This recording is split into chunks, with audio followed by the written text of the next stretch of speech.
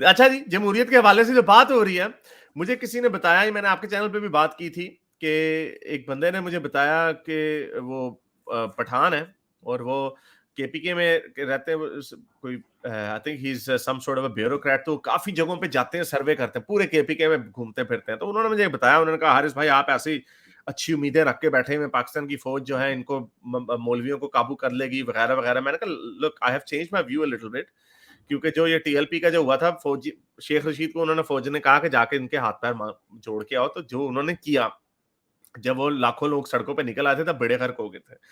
तो I don't say कि उनका मुद्दा ये था कि जब लाखों लोग सड़क पे आ जाए तो फौज भी कुछ नहीं कर सकती।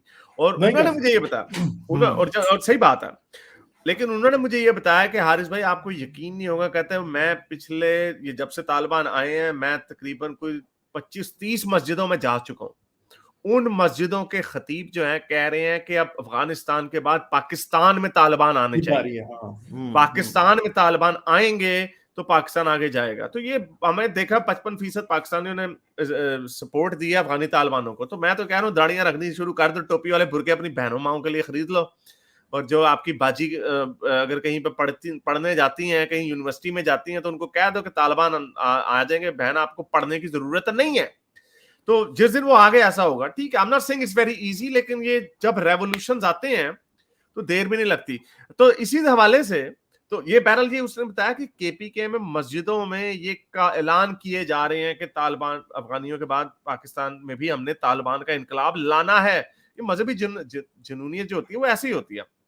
तो उसी तरह आपके मौलवी अब्दुल अजीज लाल मस्जिद वाला बगैरत, हाँ। जो टोपी पहन के बुर्का पहन के भाग रहा था, इनकी गैरत चेक करो, इनकी बेगैरतियां चेक करो, किस मुंह से ये करते हैं इस तरह। तो ये क्या और कह रहे ऐसा हैं? बेगैरत कि जिसको बुर्का पहन के भाग रहा था, तो इसको इस्लामाबाद की पुलिस की जो एंटी टेररिस्ट स्क्वाड की पुलिस गर्ल्स थी, उन्होंने इससे कुश्ती करके और मौलवी साहब को हथकड़ी लगाई थी।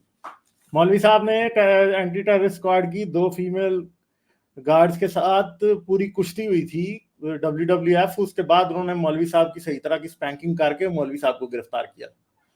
औरतों ने गिरफ्तार किया था मौलवी साहब को, हथकड़ी बंदों ने नहीं लगाई थी, औरतों ने लगाई थी। और जो बात उस टाइम मशहूर हुई थी वो क्या थी, वो जी हमारी फूफो हैं जी, वो बड़ी बीमार है, उनको आप ना छेड़ें जी, उनको जाने दें।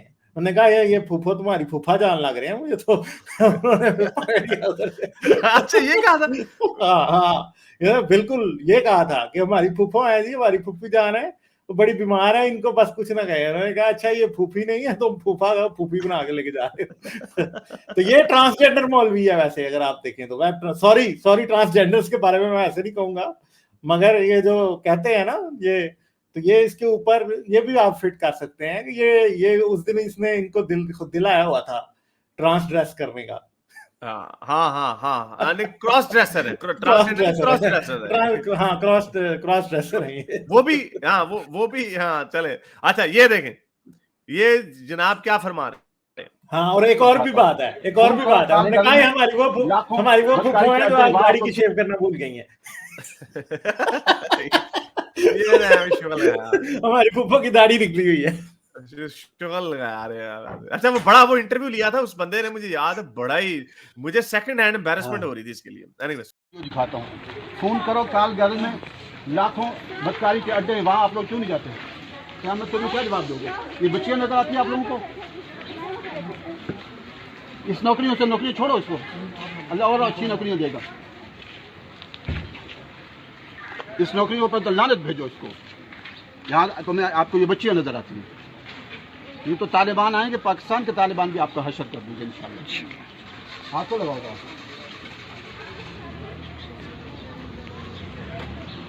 पाकिस्तान के फौजियों जो बुर्का पहन के भागे थे वो आंटी शमीम का बुर्का था।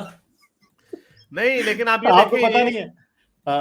लेकिन आप ये देखें कि पाकिस्तान के उन बेचारों को, पुलिस वालों को, ये क्या कह रहे हैं, जो एक तो कुछ कह भी नहीं रहे इसको, इसकी बदमाशी को सुन रहे हैं, और दूसरी बात ये बेचारे ये पुलिस वाले जो हैं, सबसे पहले उनको टीटीपी का ताना देना, इससे घटिया हरकत और कोई हो ही नहीं सकती इस बुजदिल बाबे के मुंह से आते हुए, जो बुर्का पहन के भाग रहा था।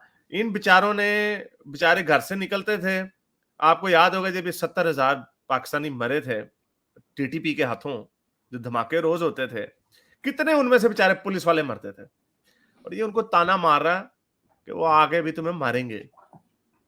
तो ये आप जिस ये जो मम्मी डैडी बर्गर बच्चे हैं, मैं इनको कह रहा हूँ, बगैरतों, तुम लोग जो बड़े खुशियां मनाते हो इस्लाम पे, तालिबानों पे, ये तुम तो इधर के भी नहीं उधर के भी नहीं हो। सबसे पहले इनकी छितरोल होनी है।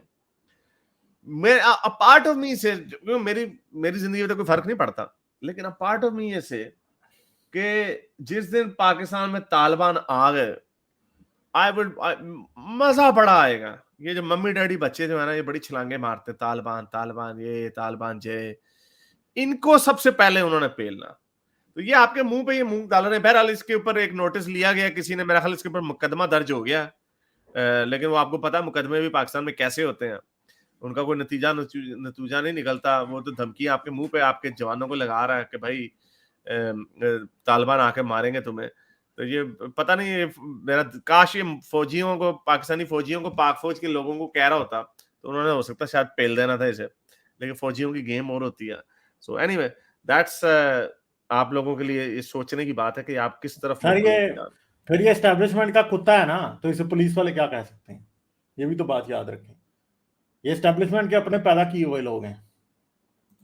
नहीं, लेकिन एस्टैब्लिशमेंट ने तो मारा था इसको, मुशर्रफ ने तो सर कोई नहीं, देखे ना मारा क्या इनको, इन्होंने ट्रीजन, हाई ट्रीजन कर दिया। ये आज भी लाल मस्जिद का इमाम है। लाल मस्जिद इसको वापस दे दी, जब दी गई थी बड़ा शोर मचा था, रऊफ क्लासरा वगैरह ने काफी शोर मचाया था, मगर कुछ भी नहीं हुआ, कुछ नहीं हुआ।